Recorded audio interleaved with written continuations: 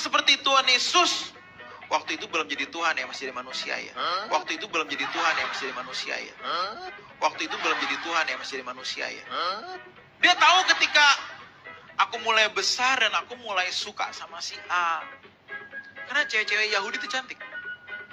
Salutnya siapa? Gal Gadot.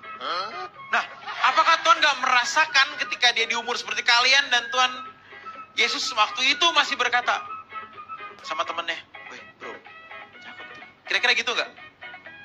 Belum tentu ya, belum tentu ya. Tapi dia tahu mana yang cantik, mana yang kurang. Mana yang cantik, mana yang kurang.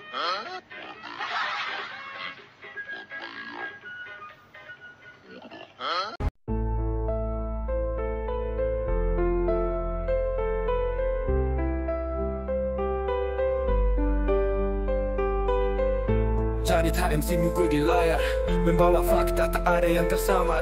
Polikarpus berusaha jatuhkan Islam, namun semua fitnah kini terbongkar terang. Ray Tuntung, Edis Mim dan Saifuddin, semua disikat dengan bukti yang mengalir. Setiap dusta kini berbalik arah, tak ada ruang untuk kebohongan bersembunyi lagi. Polikarpus menangis dan menjerit karena kebenaran tak bisa dibungkam dengan fitnah. Segala cara mereka lakukan untuk hentikan Dr. Akal, namun cahaya takkan pernah kalah oleh kegelapan. Fitnah dilontarkan, laporan polisi jadi senjata, namun kebenaran berdiri teguh tanpa tergoyahkan. Jadi HMC terus ungkap segala dusta, satu demi satu semua terbongkar nyata. Setiap video adalah lembaran kebenaran, setiap kata menghapus kebohongan yang disebarkan. Mereka yang dulu bicara lantang tanpa dasar, kini terdiam karena bukti tak bisa diabaikan. Beberapa kali sana dengan tenang dan sabar menjawab satu persatu tuduhan palsu yang mereka lempar. Mereka coba membungkam dengan cara kotor, namun nyatanya kebenaran tetap bersinar lebih terang.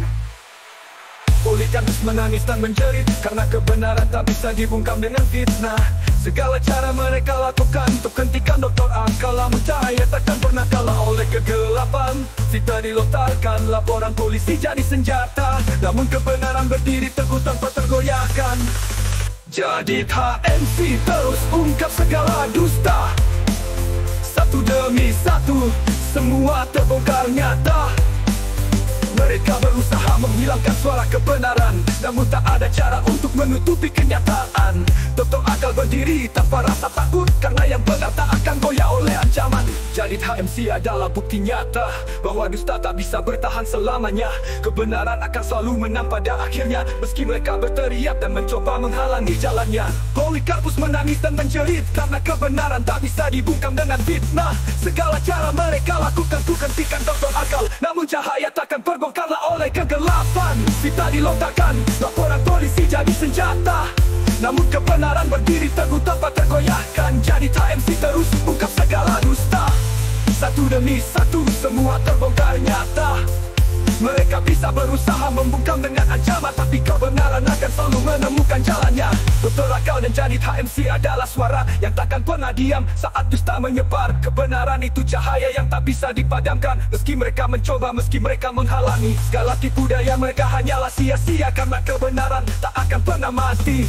Mati, mati, mati, mati. Jadi HMC terus ungkap segala dusta, satu demi satu semua terbongkar nyata. Mereka berusaha menghilangkan suara kebenaran, namun tak ada cara untuk menutupi kenyataan. Dr. Akal berdiri tanpa rasa takut, karena yang benar tak akan goyah oleh ancaman.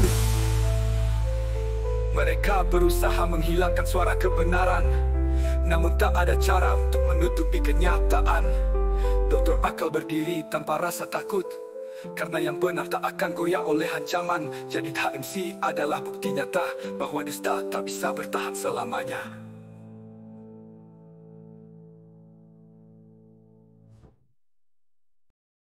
Assalamualaikum warahmatullahi wabarakatuh. Berjumpa lagi dengan saya Dr. Akal ya, di channel kesayangan kita, Hidayah Mualaf Channel, channel yang mengedukasi dan menghibur. Di kesempatan kali ini, saya akan membahas seorang pendeta lagi ya. Seorang pendeta yang menyampaikan pernyataan yang luar biasa nyeleneh kalau saya bilang ya. Luar biasa membagongkan. Jadi pernyataannya ini benar atau tidak benar, ya itu semua tergantung sudut pandang dari para penonton, dari para pendengar ya. Mau setuju oke, nggak mau setuju juga nggak apa-apa. Apa itu pernyataan dari pendeta ini? Ya, apa pernyataannya Bang gitu kan? Ya, jadi pendeta ini mengatakan Yesus belum jadi Tuhan, masih manusia ya. Jadi ada waktu di mana Yesus itu belum jadi Tuhan. Menurut pendeta satu ini. Pendeta ini siapa? Ya, pendeta ini bukan pendeta kaleng-kaleng juga ya. Kalau pendeta kaleng-kaleng mungkin teman-teman biasa saja gitu, terutama teman-teman dari sebelah. Tetapi karena ini seorang pendeta besar, ya, bukan hanya badannya yang besar, tapi memang jemaatnya juga besar, ini membuat banyak polemikus kejang-kejang. Banyak pendeta marah, ya. Dan kita bisa melihat bahwa ini membuat kegaduhan juga. Dan pendeta ini adalah pendeta yang, ya, punya riwayat dari keluarga, memang semua pendeta nampaknya ya, dari atas pendeta, di mana bapaknya adalah seorang pendeta besar juga, yang kemarin sempat viral, ya, bahkan kita juga tayangkan, yaitu pendeta Erastus Sabdono ya. Jadi teman-teman yang belum nonton, silakan nonton. Jadi kemarin kita juga sudah bahas pernyataan dari pendeta Erastus yang mengatakan Yesus hanya utusan Allah. Tidak mungkin utusan itu bisa lebih besar daripada yang mengutus. Itu pernyataan dari pendeta Erastus.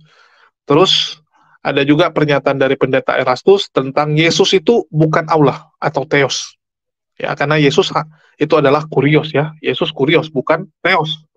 Jadi pernyataan pendeta Erastus Sabdono ini membuat geger para polemikus. Nah, bagi yang belum nonton silakan tonton dua video ini. Dan kali ini yang akan kita bahas adalah anaknya, anak beliau ya, yang bernama Stephen Erastus. Stephen Erastus Sabdono. Jadi saya nggak tahu nama lengkapnya apa ya, cuman saya juga taunya itu dari medsos, ya, yaitu Stephen Erastus, di mana Stephen Erastus ini mengatakan bahwa ya Yesus pernah gitu kan, belum jadi Tuhan gitu, pernah cuman jadi manusia biasa, dan hal ini membuat banyak polemikus, banyak pendeta marah ya dengan pernyataan tersebut. Oke, saya tampilkan dulu, ya teman-teman bisa lihat di sini. Pendeta Muriwali, ya, seorang pendeta yang sering membidat-bidatkan orang, sering mengatakan orang lain sesat, ini juga angkat bicara. Dia bikin ajaran ngawur Stephen Erastus, dalam kurung waktu Yesus belum jadi Tuhan. Ya, menanggapi Stephen Erastus, Yesus belum jadi Tuhan, masih manusia. Ya, terus ya, ini Muriwali langsung, ya, kalian bisa lihat, ini channel dia, ya, clear ya, jadi jangan dibilang nanti kita ngarang-ngarang. Linknya juga ada ya, linknya juga ada. Ini. Terus kalian bisa lihat dari Patrick Smith, waktu Yesus belum jadi Tuhan, menanggapi statement anak pendeta Erastus Sabdono, ya, menanggapi anaknya ya. Terus sejak kapan Yesus diangkat jadi Tuhan? Yesus belum jadi Tuhan. Pastor Stephen Erastus dan Pastor Estrasoru, pendeta Estrasoru ya. Jadi ini sempat menghebohkan. Kalian bisa lihat ini, Yesus belum jadi Tuhan, tanda tanya. Ya, jadi memang nih lagi ramai lah, lagi ramai masalah statement dari Stephen Erastus ini. Apalagi kan dia adalah istilahnya putra mahkota ya, putra mahkota dari pendeta Erastus Sabdono. Artinya bisa dikatakan lah bahwa gereja di bawah pengembalaan pendeta Erastus itu suatu saat akan diurus ya, diurus oleh si Stephen ini. Jadi kalau nanti Pak Erastus Sabdono pensiun atau sudah tidak ada lagi di dunia, ya tentu saja Stephen ini yang paling kuat lah, istilahnya kandidat paling kuat untuk menggantikan beliau, karena memang dari sekarang sudah dikaderisasi ya. Stephen ini istilahnya putra mahkotanya lah. Jadi tentu saja para polemikus nggak bisa terima nih, ya. Apalagi kan kita tahu gereja mereka ini gereja besar. Jemaatnya kalau ditotalin itu puluhan ribu, bahkan mungkin sudah seratusan ribu. Ya, sudah ratusan ribu. Ini kan menurut mereka bahaya. Menurut mereka, waduh, nanti lama-lama jemaatnya jadi seperti pemikiran Muslim gitu. Bapaknya sudah mengatakan bahwa Yesus hanya utusan, ya sama seperti yang diimani oleh umat Muslim. Ini sekarang anaknya bilang bahwa Yesus pernah cuman jadi manusia, belum jadi Tuhan. Artinya sesuai dengan yang dikatakan, ya sesuai dengan yang sering didengar bahwa oh Yesus ini diangkat jadi Tuhan oleh para polemikus zaman dulu, bukan polemikus zaman sekarang ya. Jadi polemikus zaman dulu mengangkat Yesus jadi Tuhan, sehingga Yesus dianggap jadi Tuhan. Nah, karena kan pemikiran dari orang-orang ya, yang di luar mereka, di luar kekristenan itu menganggap seperti itu. Yesus hanya utusan tapi kok diangkat jadi Tuhan. Jadi ditulis sama Patrick Smith, gimana Kadrun nggak anggap Yesus diangkat jadi Tuhan? Pastor aja ngajarnya model begini. Ya, itu bukan saya yang ngomong. Oh ya, kita harus tampilkan ya. Bahaya kalau nggak. Sorry. Kita harus tampilkan ya. Kalian bisa lihat di thumbnailnya si Patrick Smith ya. Tulisan yang hijau nih. Nah, gimana Kadrun nggak bakalan anggap Yesus diangkat jadi Tuhan. Pastor aja ngajarnya model begini. Jadi clear ya. Oke, kita akan putarkan dulu video dari mereka ya. Jadi biarkanlah mereka yang berkomentar.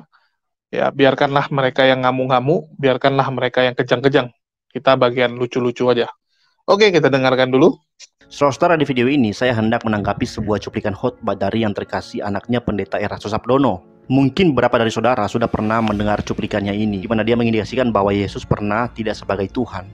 Dan Yesus juga pernah berkemungkinan atau memiliki potensi seperti cowok-cowok manusia biasa yang lain yang genit, yang suka membedakan perempuan dari wajahnya, mana yang cantik, mana yang jelek. Untuk lengkapnya mari kita dengarkan cuplikannya yang viral yang beredar ini. Sama seperti Tuhan Yesus. Waktu itu belum jadi Tuhan ya, masih jadi manusia ya. Waktu itu belum jadi Tuhan ya, masih jadi manusia ya. Waktu itu belum jadi Tuhan ya, masih jadi manusia ya. Dia tahu ketika aku mulai besar dan aku mulai suka sama si A. Karena cewek-cewek Yahudi itu cantik. Salatnya siapa? Gal Gadot. Nah, apakah Tuhan gak merasakan ketika dia di umur seperti kalian dan Tuhan Yesus waktu itu masih berkata sama temennya, "Weh bro, cakep tuh." Kira-kira gitu gak? Belum tentu ya. Tapi dia tahu mana yang cantik, mana yang kurang. Mana yang cantik, mana yang kurang.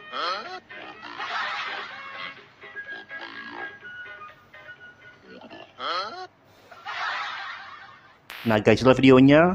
Guys, memang di dunia digital ini itu orang bisa dengan mudah menyebarluaskan pikirannya yang sesat ya. Sesat atau dengan kata lain itu keliru dan tidak tepat sesuai pengajaran yang semestinya dalam sebuah agama. Seperti yang baru kalian lihat tadi. Di dalam ajaran Kristen yang fundamental, Yesus itu bukanlah satu pribadi yang bisa dipisahkan. Bahwa ada saat di mana dia hanya manusia dan ada saat di mana dia hanya Tuhan. Dalam ajaran Kristen yang sah, yang benar, sesuai dengan agama Kristen Protestan, sesuai dengan kredo agama Kristen, itu Yesus semenjak kekal sampai kekal, dia adalah Tuhan.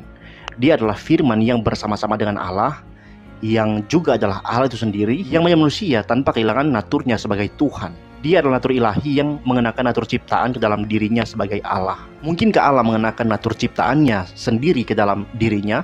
Tentu mungkin, dia Tuhan kok, nggak ada yang nggak mungkin bagi dia.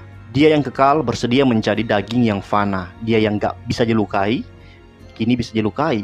Dia yang gak bisa mati, kini bisa mati. Semuanya demi supaya dia bisa menebus kita orang berdosa. Yesus adalah Allah yang penuh cinta kasih. Dia oleh karena cintanya kepada manusia, dia rela mentaati Allah Bapa yang berkenan manusia menikmati pengorbanan anak tunggalnya yang Bapa kasihi. Saudara-saudara, gak ada titik di mana Yesus hanya sebagai manusia biasa. Yesus itu gak pernah hanya manusia. Malahan sebaliknya. Ada keadaan di mana Yesus itu nggak memiliki natur manusia di dalam dirinya, yaitu pada saat Yesus belum dikandung di dalam rahim Bunda Maria, sebelum dia berinkarnasi. Lalu tiba-tiba seorang anak yang di pundaknya ada nama besar bapaknya, yaitu Pendeta Erastus Sabdono, mengatakan sesuatu yang tidak sesuai dengan ajaran agama Kristen, yaitu kalimat seperti Tuhan Yesus waktu itu belum jadi Tuhan ya. What bro? Waktu mana Yesus belum jadi Tuhan? Ini adalah penyataan yang sesat teman-teman, yaitu nggak sesuai dengan doktrin Kristen yang Alkitabiah. Kemudian dalam cuplikannya dia mengatakan bahwa Yesus itu seperti cowok-cowok manusia biasa yang berdosa yang lain, yang suka membeda-bedakan wanita dari paras atau kecantikannya, mana yang cantik, mana yang nggak cantik atau yang kurang. Saudara-saudara, memang Yesus juga adalah manusia biasa, tapi yang membedakan Yesus dengan manusia biasa yang lain adalah Yesus itu nggak berdosa. Yesus adalah Allah sendiri dan Yesus dikandung oleh Roh Kudus. Meski dia manusia, dosa itu nggak bisa hidup di dalam Yesus. Karena bagaimana dosa bisa hidup di dalam Allah? Karena Yesus juga adalah Allah. Jadi saudara harus ngerti bahwa Yesus memang pernah menjadi seorang cowok-cowok, tapi dia nggak memiliki pandangan sama seperti cowok-cowok biasa yang telah dikandung dalam dosa semenjak di rahim ibunya. Beda dengan Yesus yang dikandung di dalam rahim Maria yang masih perawan, dikandung oleh Roh Kudus. Beda tentu dengan cowok-cowok kita yang dikandung terjadi oleh karena bibit dari orang tua kita, dari ayah kita, bapak kita. Yesus nggak begitu. Yesus tidak menilai keindahan dari bentuk wajah, bentuk hidung, alis, mata, bibir, lesung pipi, warna kulit. Enggak. Yesus melihat bahwa setiap ciptaannya itu mulia dan akan mendatangkan kemuliaan.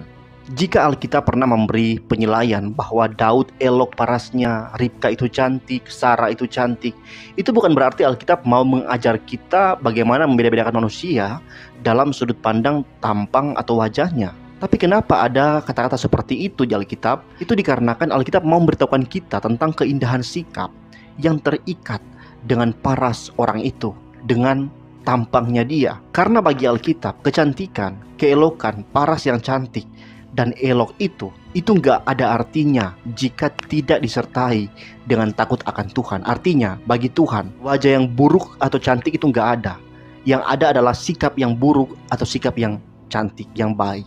Dan itu terikat dengan bagaimana dia tampil dengan orang tentunya.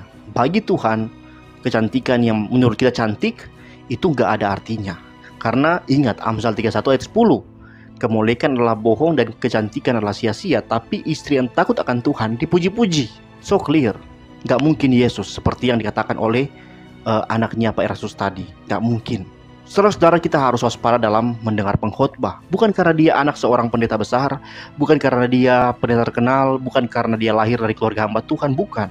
Perhatikan pengajarannya. Jika benar, terus dengarkan dia. Jika salah, berhenti dengarkan dia sampai dia membuat klarifikasi, memohon maaf, dan mulai mengajarkan yang benar.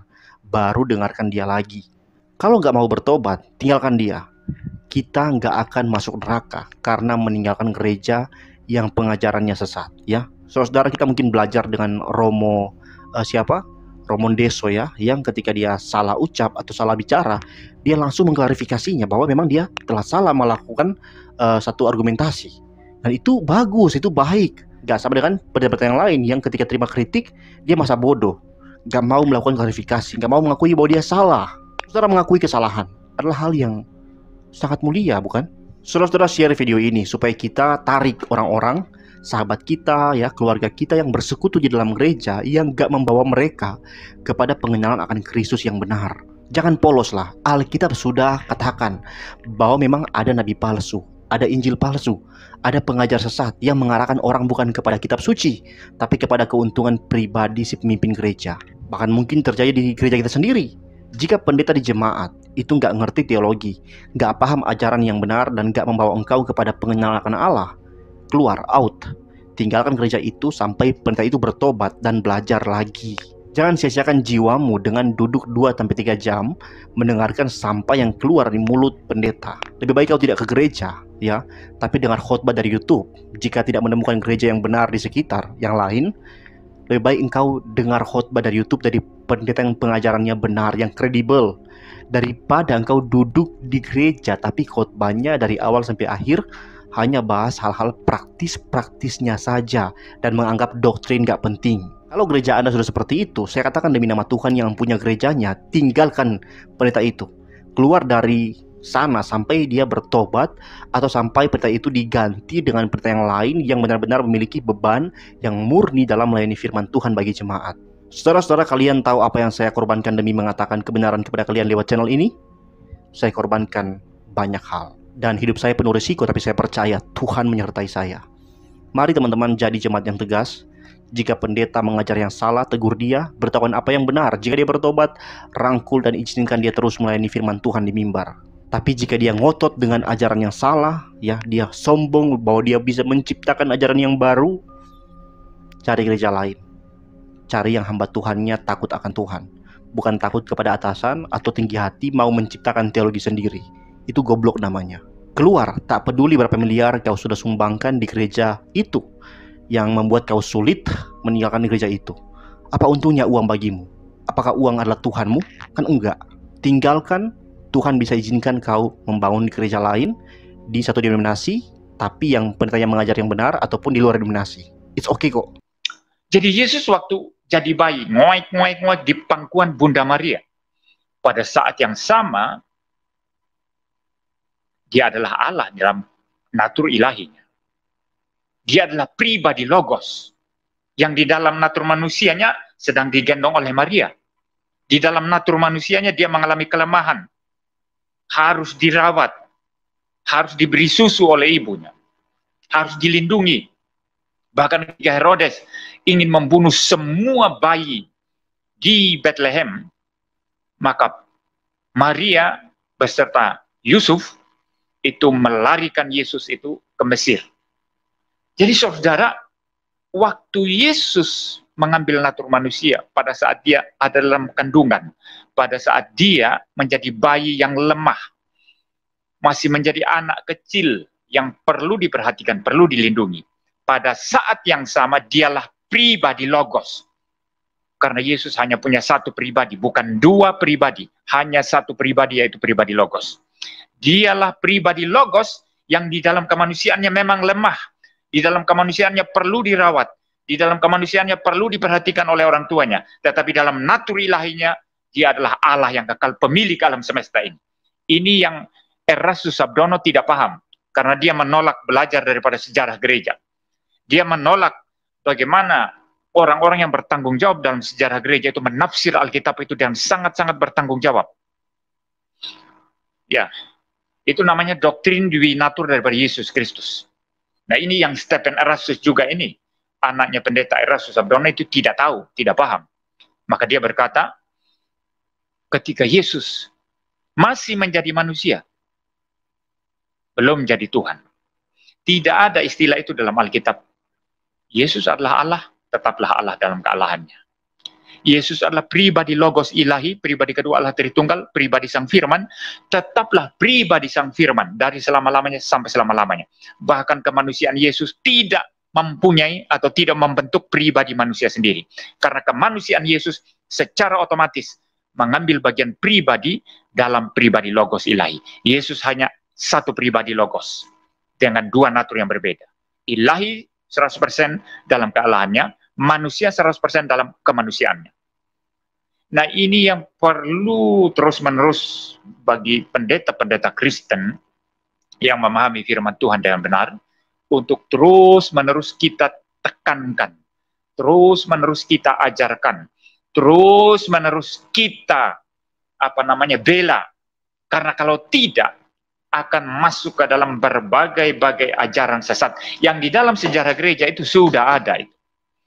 Saya sudah sebut tadi, kaum Ebionism, ya, ada Unitarian, ada teologi liberal, ya, yang percaya Yesus manusia yang diangkat jadi Tuhan.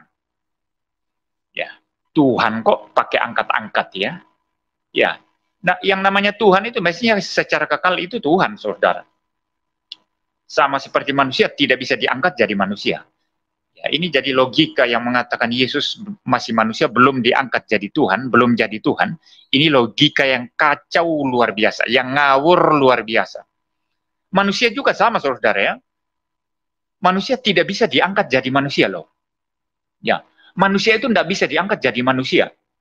Manusia dari sononya, dari waktu dia terbentuk dalam rahim ibunya sebagai janin, sampai lahir, sampai hidup, sudah besar, sampai meninggalnya nanti, dia adalah manusia. Manusia itu tidak bisa dijadikan dari hal-hal lain. Katakanlah babi. Babi diangkat jadi manusia. Ini konyol, tidak ada itu. Monyet diangkat jadi manusia.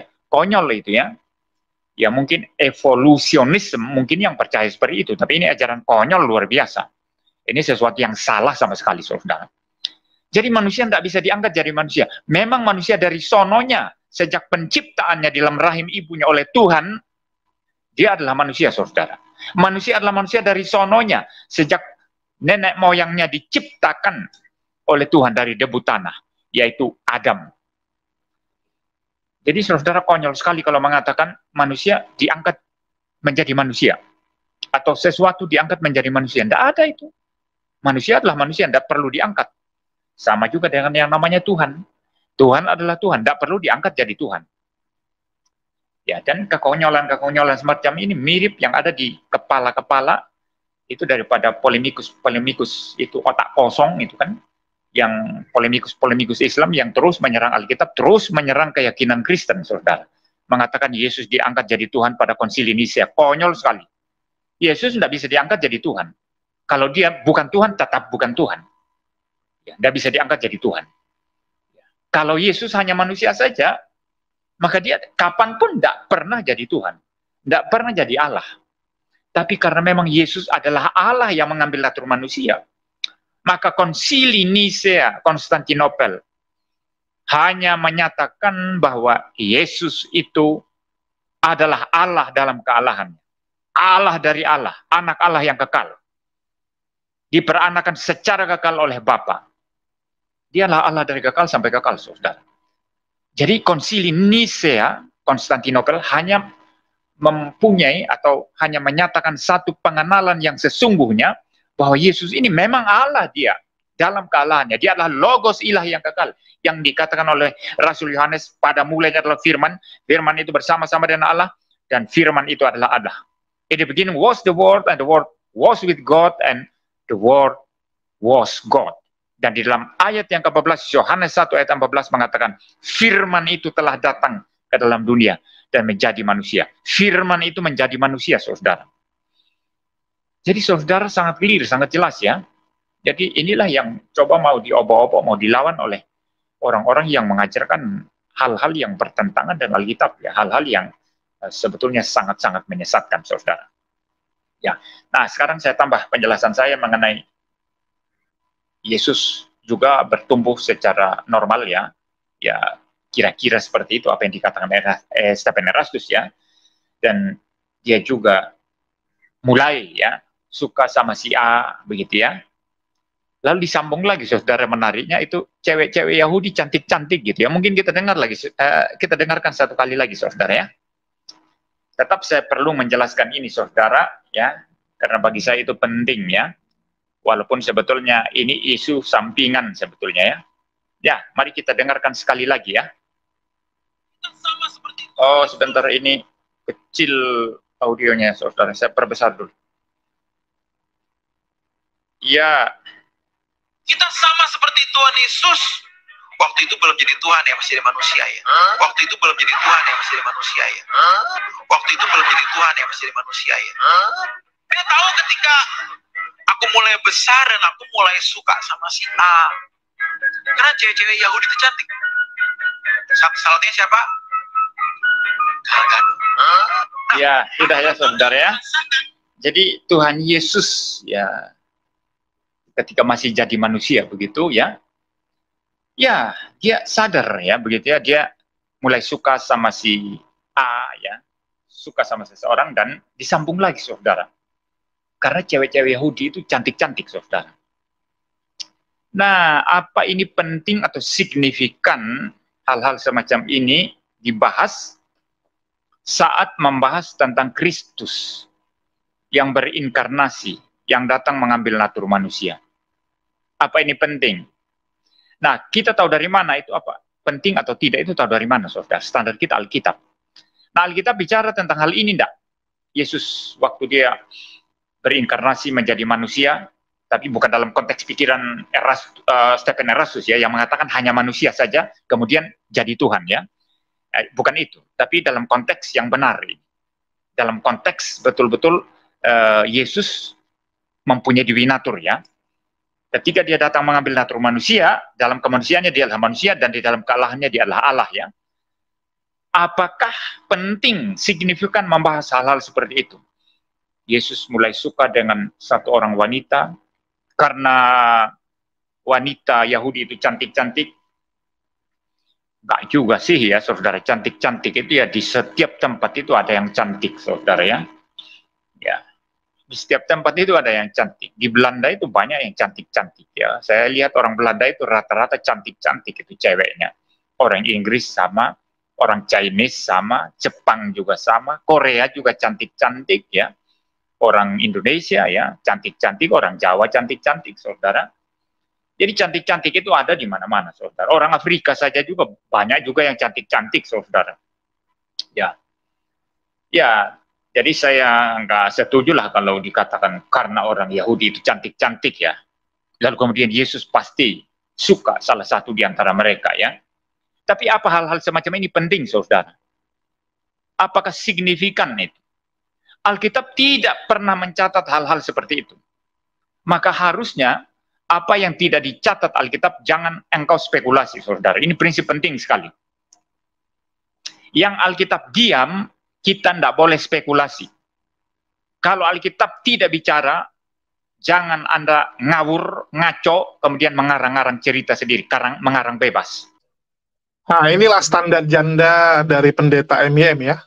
Yang tidak tercatat di Alkitab, jangan kamu tambah-tambah atau kamu spekulasi. Kalau seperti itu, bagaimana? Bahwa Yesus itu nggak pernah mengklaim, mengaku bahwa dirinya itu Tuhan. Bahwa dia itu adalah Theos itu sendiri. Nggak pernah. Ya, Yesus katakan itu. Nggak pernah juga Yesus menyuruh murid-muridnya, sembahlah dia. Ya, hanya menyembah dia. Enggak. Suruh sembah kepada siapa? Allah. Ya, suruh menyembah kepada siapa? Allah, bukan kepada Yesus. Nggak pernah Yesus suruh seperti itu. Tapi kalian tambah-tambahin setahu saya ya. Kalau memang seperti itu standarnya, ya kembalikan. Ya, yang nggak ada jangan ditambah-tambahin. Oke? Oke, kita lanjut. Alkitab tidak bicara hal-hal seperti ini, saudara. Saya pernah memberi satu ilustrasi, saudara, mengenai Yesus tertawa. Dalam satu film Yesus, saya melihat Yesus tertawa di situ. Kalau saya tidak salah, itu film versi yang sering diputar oleh LPMI dulunya ya. LPMI ya, Lembaga Pelayanan Mahasiswa Indonesia. Itu kalau saya tidak salah diambil dari versi Lukas, Injil Lukas itu kalau saya tidak salah ya. Itu ada satu adegan itu di mana Yesus tertawa di sana. Nah, itu tidak salah, saudara. Ya, karena sebagai manusia yang normal pastilah Yesus tertawa ya. Tapi Alkitab tidak mencatat itu. Nah, mengapa Alkitab tidak mencatat?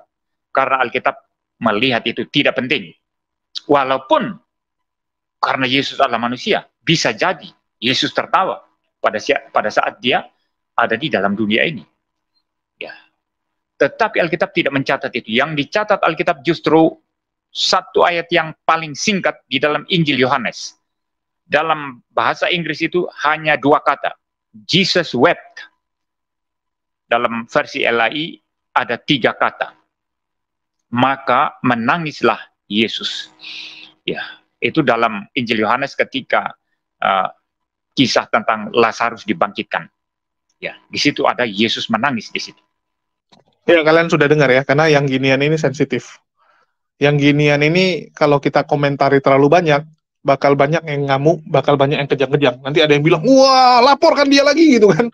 Ya, laporkan channel HMC karena sudah mengatakan bahwa Yesus hanya manusia, bukan Tuhan gitu kan. Padahal yang ngomong jelas-jelas Stephen Erastus, nanti kena lagi sama kita. Padahal secara iman Islam, ya, iman kita di Islam ya Yesus bukan Tuhan. Jadi kalau kita umat Muslim bilang Yesus hanya utusan, masa itu penistaan? Kan ngawur juga gitu ya.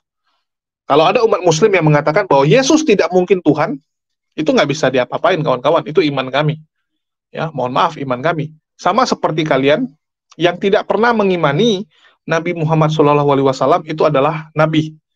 Ya, apakah kami bisa bilang, wah itu penistaan dengan menganggap Nabi Muhammad bukan Nabi?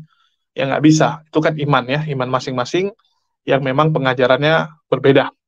Oke, kita fokus dengan statement Stephen aja ya. Ini kan lucu ya. Dan Stephen ini kan menganalogikan kalau Yesus itu manusia gitu kan. Yesus itu sebagai seorang pria tentunya. Jadi yang dibahas ya tentu saja yang biasa dibahas oleh pria ataupun anak remaja ya pada umumnya. Jadi sebenarnya itu kan cuma analogi. Ya, analogi yang istilahnya untuk menggambarkan yang namanya manusia pada utuhnya, pada istilahnya normal gitu kan. Nah, kalau manusia normal seperti apa, ya itu yang digambarkan oleh si pendeta Stephen ini.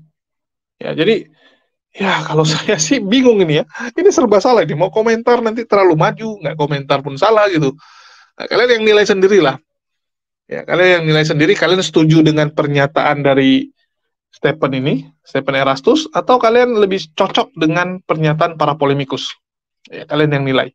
Karena memang ada waktunya di mana Yesus tuh ya, orang taunya dia manusia gitu. Mamanya pun taunya dia manusia. Orang-orang tetangganya taunya itu manusia.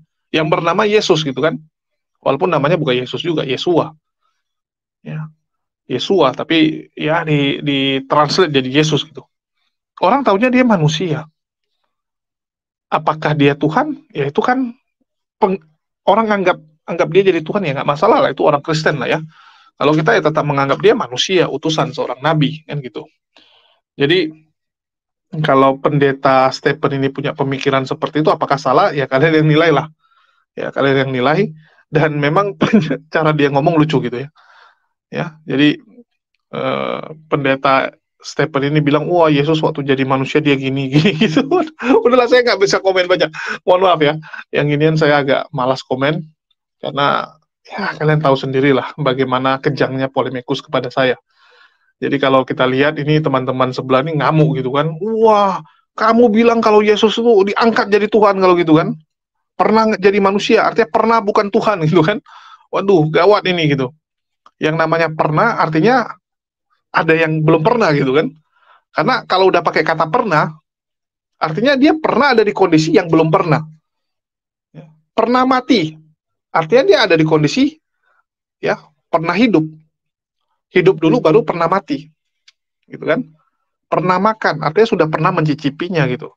Sedangkan Tuhan ya nggak bisa seperti itu. Tuhan itu nggak bisa kita gambarkan dengan mengatakan dia pernah diciptakan atau pernah muncul gitu, nggak bisa.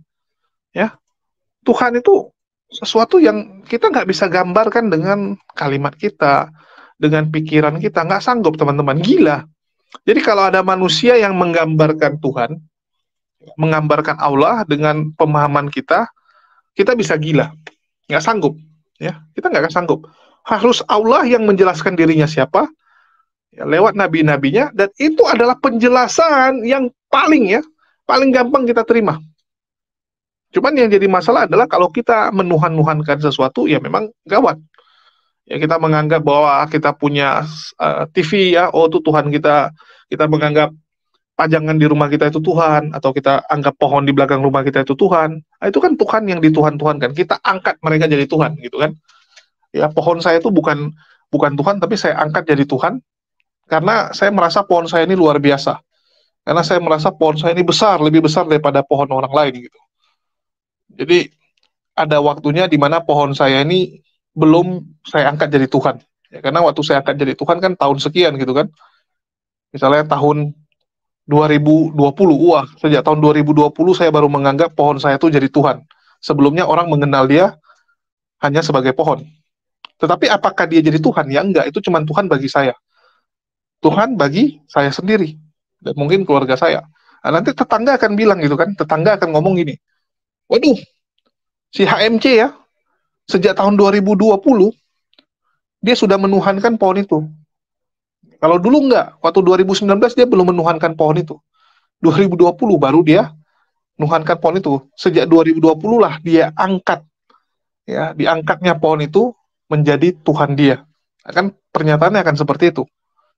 Ya. Saya harap teman-teman bisa nangkap lah apa yang saya sampaikan ya. Dan bagaimana Yesus saat dia jadi manusia, jadi remaja, tadi juga sudah dijelaskan oleh si Stephen ini ya, dengan cara yang menurut saya sangat manusiawi, sangat istilahnya gampang dimengerti. Ya tujuannya supaya orang ngerti kan gitu. Apa gunanya khotbah itu dengan istilah-istilah aneh tapi orang nggak ngerti?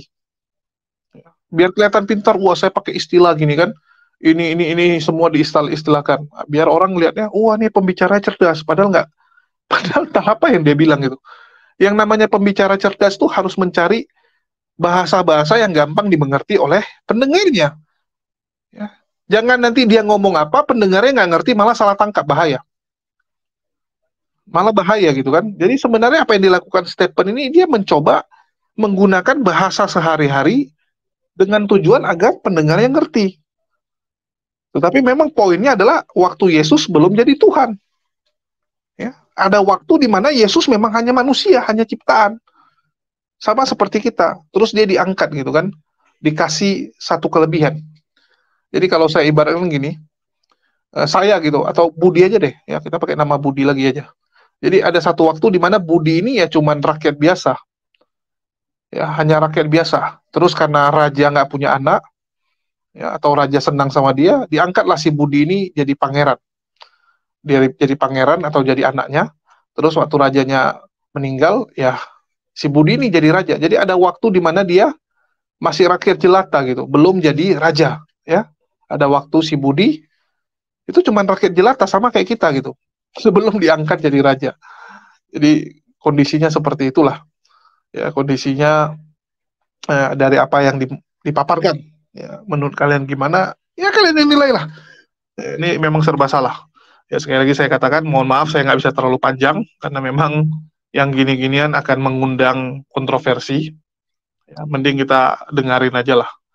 Ya sekali lagi saya mohon maaf kalau saya nggak bisa terlalu panjang menjelaskan karena banyak orang yang kejang dengan saya, banyak orang yang ingin mencelakai saya ya.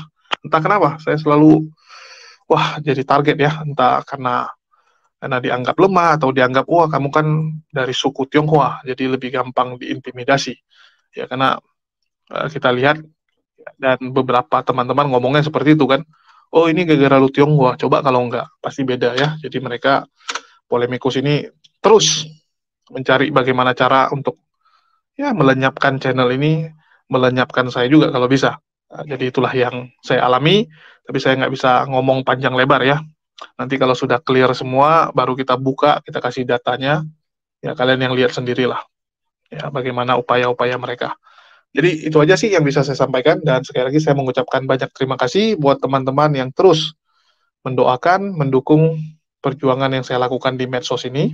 Ya, dan terima kasih buat hamba-hamba Allah yang luar biasa ya, yang bahkan sudah merelakan harta bendanya untuk diinfakkan dalam perjuangan channel ini. Ya, yang mungkin saya nggak mungkin bisa sebutkan satu persatu, dan ya ada sebagian orang juga tidak ingin namanya disebut ya. Jadi saya ingin mengucapkan ya sangat besar terima kasih saya kepada orang-orang tersebut yang sudah membantu perjuangan ini. Makasih buat semuanya ya, dan di akhir kata saya ucapkan wassalamualaikum warahmatullahi wabarakatuh. Sampai jumpa di video-video kita selanjutnya.